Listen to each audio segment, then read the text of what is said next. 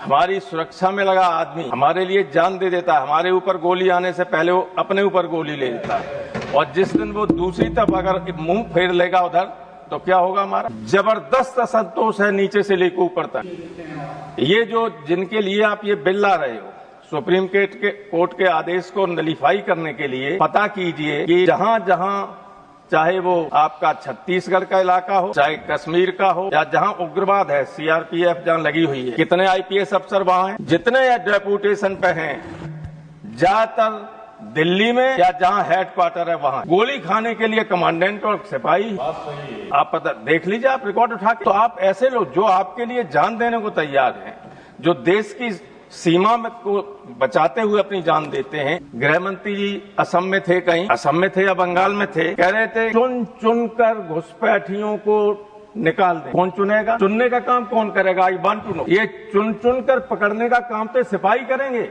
जिनका गला आप काटने जा रहे हैं। ये क्यों पकड़ेंगे फिर? इसलिए मैं कह रहा हूं कि विचार कीजिए, घाटे का सौदा है आपके लिए भी, देश के लिए भी। ये बहुत ही गंभीर बात है। इतने बड़े फोर्स को एंटागोनाइज करना अच्छी बात नहीं। इसलिए मैं आपसे अनुरोध करना चाहता हूं कि इस बिल को जो सुप्रीम कोर्ट ने, लेकिन मैं जानता हूं कि आप मानेंगे नहीं, सुप्रीम कोर्ट की बात नहीं जानी तो हम क्या आपको ज्ञान दे सकते हैं? सीएपीएफ के अधिकारियों, और केवल अधिकारियों ही नहीं, सिपाहियों से कांस्टेबल से लेकर ऑफिसर्स तक को न्यायालय की शरण क्यों लेनी पड़ी? न्यायालय क्यों जाना पड़ा?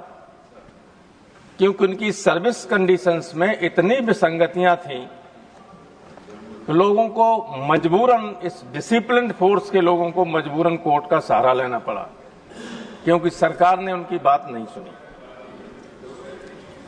आईएएस और आईपीएस लोग तो कानून और नियम अपने हिसाब से बना ही लेते हैं। उनके हिसाब से ही जो बनता है, मंत्री डॉटेड लाइन पर दस्तखत कर ही देते हैं, आप जानते हैं। और वो टाइम बाउंड प्रमोशन होता है।